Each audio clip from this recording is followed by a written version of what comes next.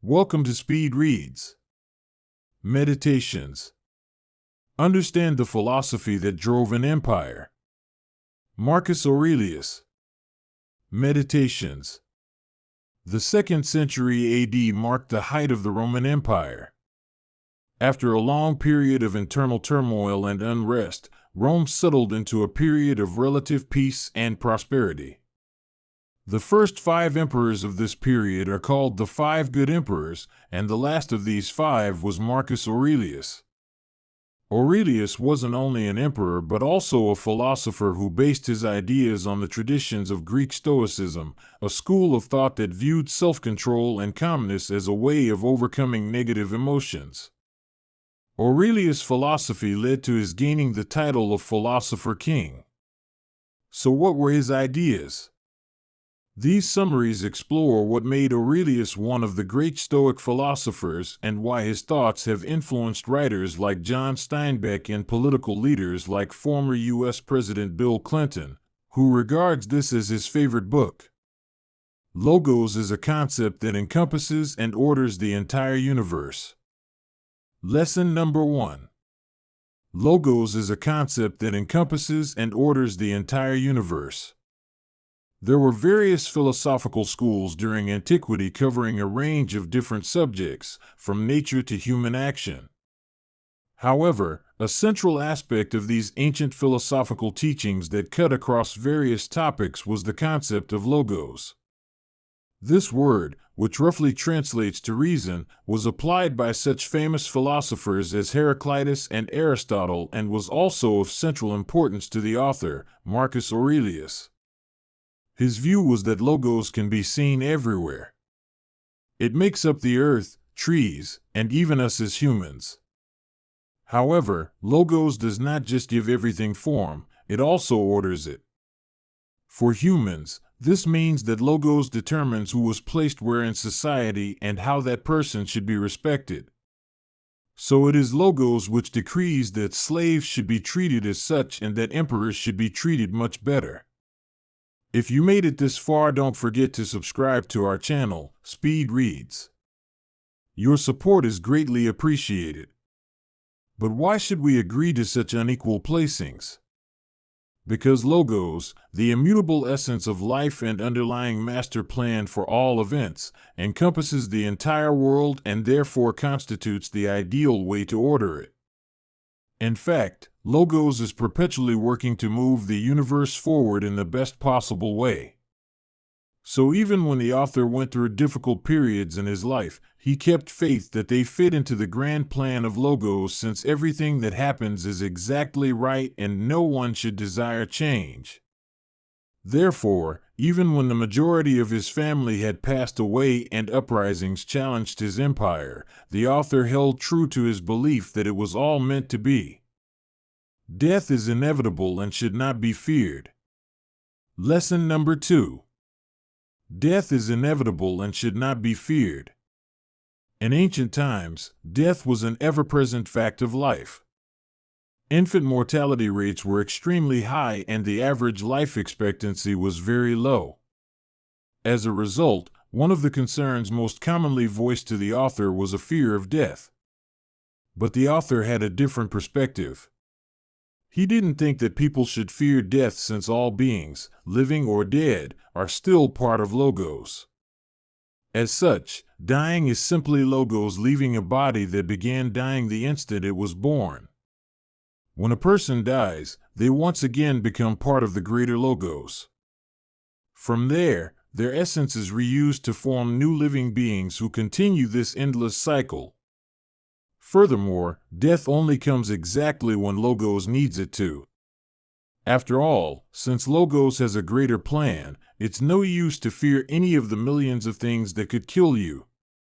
So if the author was destined to die of cancer in old age or on the battlefield in an instant, there would be nothing he could do about either fate. It would be useless to fear something so inevitable. And beyond that, he knew that even the best people die. So at times when the author did feel overwhelmed by death, For instance, when he lost his wife, he reminded himself that everyone dies eventually. Whether you are a great emperor, a philosopher like Plato, or a valiant gladiator, you must embrace mortality, not live in fear of it. Life is too short to waste your time complaining. Mark number 3. Life is too short to waste your time complaining, so anybody can die at any time, whether from a heart attack, a freak accident, or simply old age. And since you don't know when your death will come, it's important to always be the best you can be. Letting yourself be annoyed by the things you have to do just takes away time that could be spent living. Nobody should waste their life complaining about how hard it is to live. For instance, even though the author didn't like having to hold court, he always did so happily because it was his belief that he shouldn't spend a moment of his short life begrudging his responsibilities. After all, if Logos needed him to spend the day in court, he should do so and not let others suffer from his complaints or a non-functioning court. But beyond that, since our time on earth is limited, it's essential to get as much done as we can. For instance, instead of lounging in bed until midday, the author was always trying to be more productive. However, while he hated people who wasted his time with small talk and superficial arguments in court, he recognized it as his duty to serve the grand plan Logos had laid out for him, even if it meant letting people waste his time occasionally. And on the occasions that he felt like giving up, he only needed to recall his role as an emperor and participant in Logos to get back on his feet. Logic is essential. Emotions can kill our reasoning and cause us unnecessary harm.